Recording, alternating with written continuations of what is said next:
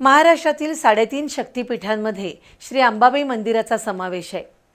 राज्य शासनानं 1445 कोटी 97 लाख रुपये खर्चाचा अंबाबाई मंदिराचा विकास आराखडा तयार केलाय।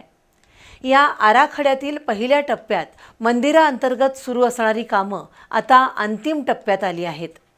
यानंतर दुसऱ्या टप्प्यात मंदिराबाहेर होणाऱ्या कामांना प्रारंभ होणार आहे। या दुसऱ्या टप्प्यात दर्शन मंडपाबरोबरच संपूर्ण परिसरातील नागरी सुविधांचं विस्तारीकरण होणार आहे।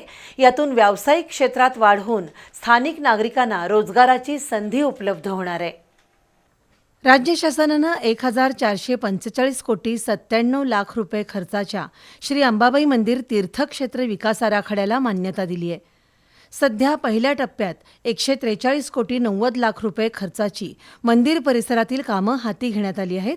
यामध्ये आणखी 100 कोटी रुपये जादा निधी प्रस्तावित आहे। सध्या मंदिराच्या 5ही शिखरांची दुरुस्ती करण्यात आली आहे। याचबरोबर मंदिराची स्वच्छताही करण्यात आली आहे। यातून या मंदिराचं शिल्प सौंदर्य अधिकाधिक खुलून दिसतंय। गाभाऱ्याची दुरुस्ती आणि स्वच्छता करण्यात आली आहे।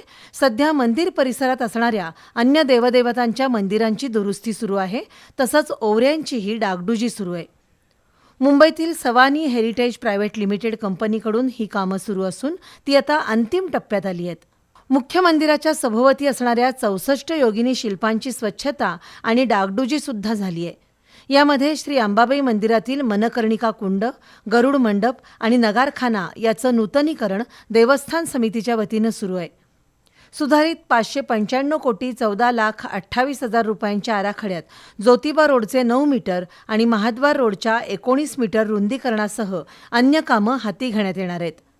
मंदिर परिसराच्या बाहेरील कामामध्ये रस्ते दुरुस्ती, दर्शन मंडप सुविधा, पार्किंग सुविधा, पोलीस स्टेशनची विस्तारित इमारत यासह सुमारे 11 लाख चौरस फुटांचं बांधकाम करण्यात येणार आहे। या दुसऱ्या टप्प्यात मंदिराच्या बाहेरील भागातील कामामध्ये संरक्षित भिंतीपासून परिघाचं भूमी संपादन केलं जाणार आहे। या आराखड्यामुळे विस्थापित होणाऱ्या घटकांना त्यांच्या मागणीनुसार याच परिसरात जागा देण्याचे प्रयत्न सुरू आहेत।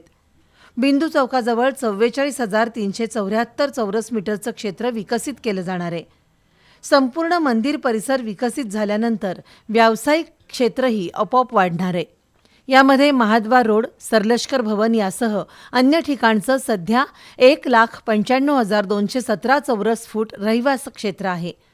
परिसर विकसित झाल्यानंतर त्यामध्ये 48,804 चौरस फुटांची वाढीव भर पडणार आहे। व्यावसायिक क्षेत्राचा विकास झाल्यानंतर सध्याच्या 1,34,000 चौरस फूट क्षेत्रामध्ये 31,751 चौरस फुटाची भर पडणार आहे। सध्या मंदिर परिसरात सुरू असणारी कामं पुरातत्व विभागाच्या मार्गदर्शनाखाली सुरू आहेत। दुसऱ्या टप्प्यात मंदिर परिसराबाहेरील कामं जेव्हा हाती घेतली जातील तेव्हा मात्र अनेक अडचणींना प्रशासनाला तोंड द्यावं लागणार आहे। आराखड्यामुळे विस्थापित होणाऱ्या घटकांना द्याव्या लागणाऱ्या नुकसान भरपाई संबंधी अजून कोणताही धोरणात्मक निर्णय झालेला नाही। रेडी रेकनरच्या दुप्पट नुकसान भरपाई देण्यासंबंधी केवळ चर्चा होतीये, मात्र त्यावर अजून कोणताही ठोस निर्णय झालेला नाही। व्यापाऱ्यांच्या बैठकासुद्धा जिल्हा प्रशासनानं घेतलेल्या नाहीत, त्यामुळे त्यांच्यामध्ये मोठी अस्वस्थता निर्माण झाली आहे। घाटी दरवाजासमोरचे फुलवाले, हारवाले यासह अन्य घटकांनी 5,000 चौरस फूट जागेवर अतिक्रमण केले। ते हटवण्यासंबंधी सुद्धा काहीच हालचाली सुरू नाहीत।